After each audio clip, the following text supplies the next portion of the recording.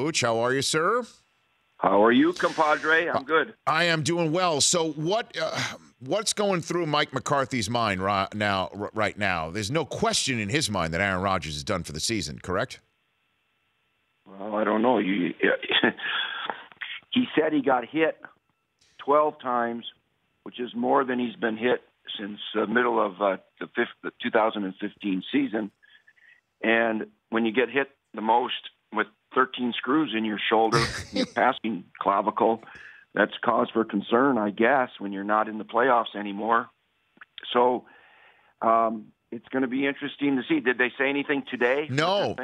And that's my point, is that there's no so I guess walk me through. It's a no-brainer. I mean, there's no reason to put him out there. What, so you could break his clavicle again for a game that means absolutely nothing? Well, Brett Hundley could use the actual reps, and in all honesty, the Packers could use a couple of losses on their schedule, if that's possible, to get a better draft pick. There's no reason to put him out there, Steve. Shame on you. Are you talking about the Packers tanking the season? Okay, so here's this is an analogy, but it's not a good one. So the New York Giants great setup. are playoffs too, and Eli continues to play. He came off the bench to start a new consecutive streak to continue to play. Now, the difference is he doesn't have a bunch of plates and screws in his shoulder. Right. That's the difference. So there's probably a bit of a back and forth. I don't want to call it a conflict, but common sense, I guess, tells you that, hey, Aaron, thank you for trying to get ready to play again. You were brave and you gave it your all.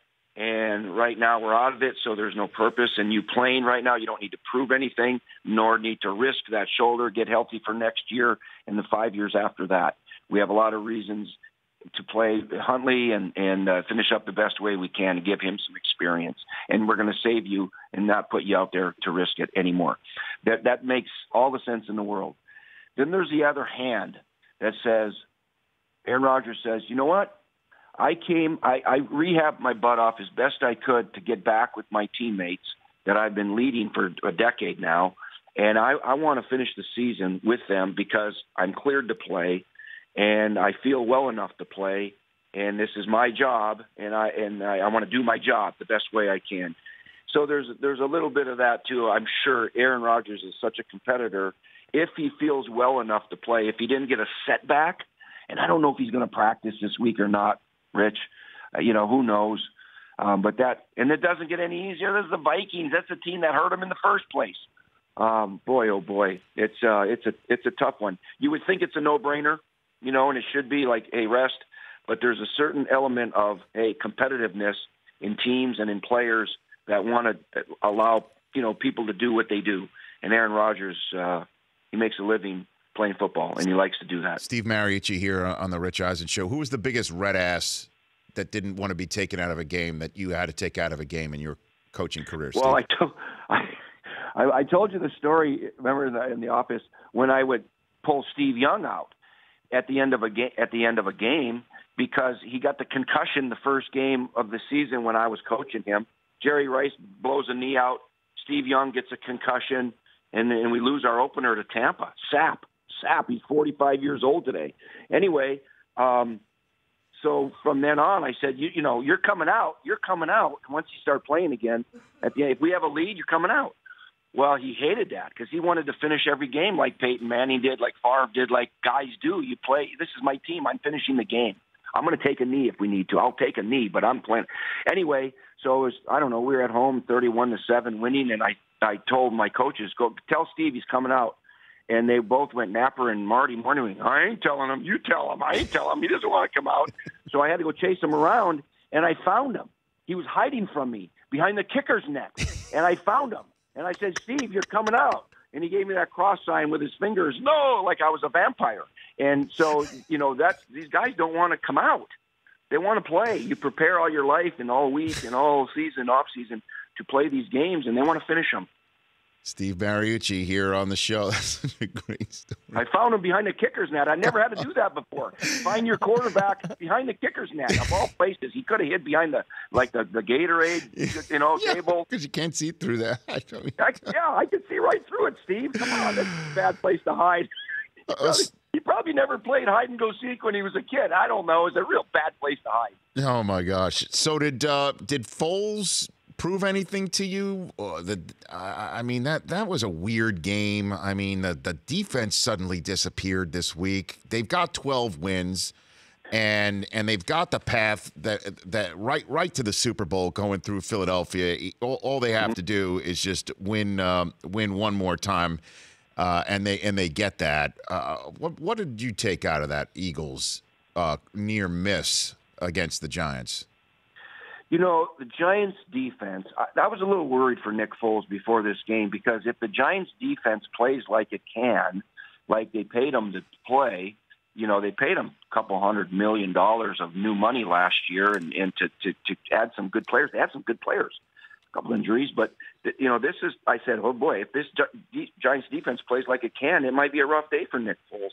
Well, he threw 4 touchdown passes and no interceptions. He took care of the ball. He looked like he functioned in this offense well, and you know, so I gave him a 2 thumbs up. That's not easy, you know. Even though it's a team, the Giants, who are they were 2-11 going into this game. It still was a pretty good defense.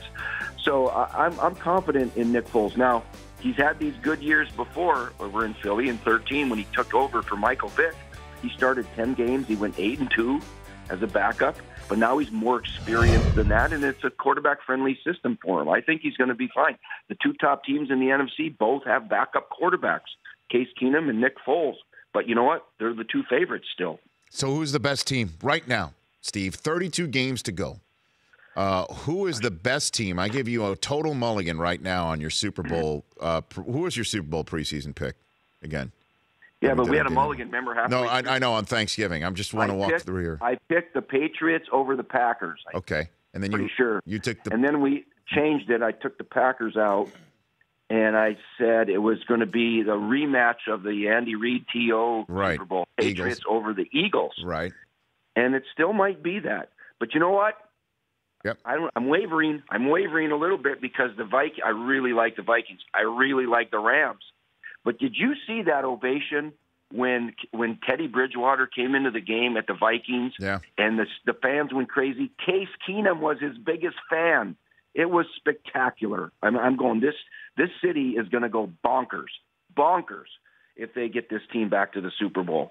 So don't count the Vikings out either. They look like they've got the right chemistry on that team, along with the Eagles, I don't know what to think about those Rams. It's entirely possible, Steve, that if this could be their last road game of the year coming up on Saturday against Green Bay. That Saturday night game that we discussed to start our conversation here. And the same way that the Patriots go home for their last 2, it looks like they might not have to get on a plane until the last week of January. It really is remarkable how that's all turned out. Did you see, before I let you go, did you see the news that Eddie DeBartolo might be thinking of getting back into ownership based on what's going on in Carolina? Did you see that, Steve? No, I didn't see it, but it doesn't surprise me in the least. There have been some flirtations with Mr. DeBartolo and his group with some other openings, teams that may or may not be for sale. You hear rumors all the time. The league, in my humble opinion, the league misses him. He's a great owner. He would be good for the league. I don't know if Carolina is what he wants. I don't know. I haven't spoken to him about it. I will, but it wouldn't surprise me at all. He would be terrific. Mm-hmm. And I have to ask you to tell one more story, Steve, based on what we did on game day morning last week, where it was the anniversary of the Jerry Rice Day, where T.O. got. Sorry. I thought you were going to go in the other way. No, I wasn't going the other way, Steve. No. Okay. Jerry Rice. That's like Fight Club. We won't talk about that. But it was the anniversary of Jerry Rice Day in San Francisco, where Terrell Owens on that day got 22 targets and caught a record-breaking 20 catches, breaking the record of Jerry Rice on Jerry Rice Day. And what Jerry's listening to this show right now. What was that? So right. If I tell it truthfully, he's going to call me and goes, Mooch, what are you doing? You said it on the air. You told it on NFL Network. So He was pissed, Rich. I mean, he goes, I had it planned. We had this big celebration planned. I mean, we had a stage like there's going to be a concert at half court after the game, right, so he can thank the fans and say, I love you, and it's been great, like Joe DiMaggio, okay? I mean, there was a big production after the game planned, okay? So I figured, okay, this is his last one. He's going to be gone. He's been great. I'm going to pull him out like the basketball teams do and then get the standing ovation, right? That's only appropriate in my mind. Well, I did that in the fourth quarter, and he came off, and we're shutting out the Bears, and he bends over, and he gave me a mouthful, man. I thought this was supposed to be my day, Mooch. What the heck? And bleep, bleep, bleep. And he only had like 3 or 4 catches. T.O. had 20 catches. He was so mad that, it just kind of went that way. Trust me, we tried to get him the ball, but Dick Geron's not an idiot. He doubled him the whole game, right? We couldn't get him the ball, so the ball went to T.O. when you work through your progression. And he was just yelling, and he was going, I'm not doing that speech. You can shove it. This. So I go, oh, geez, fine, go back in. So he goes back in. We throw a sprint right option, and he gets mangled because it was cover 2. It was like a 1-yard gain and a bruise. That's what it was. So anyway, we ended up punting, and the fans are still cheering, Jerry, Jerry. I'm going, oh, my God. We're winning in a shutout, and we should be taking a knee. So I said, heck with it. I'm taking a knee. So next time we got the ball, Jeff Garcia goes down, takes a knee. The fans get louder. Jerry, Jerry. And he's going, I'm not doing that speech. That's it. I am not doing it. So I go, fine, go back in there. We threw him a post. And he caught it for a 24-yard gain, and now the fans are really going crazy. This is when we're supposed to be taking a knee, running out the clock against my good friend Dick Geron. That was pathetic. And then I said, that's it. I'm not doing it anymore. There's your catch. Take a knee, Jeff. Let's get out of here. And finally, we ended the game, and Dick Geron came across the field, and I did apologize. He goes, Mooch, I get it. Don't worry about it. I get it. And then Jerry did the speech. He did the speech. So I did the kneel down post pattern kneel down thing just to make Jerry do the speech, and he was very eloquent.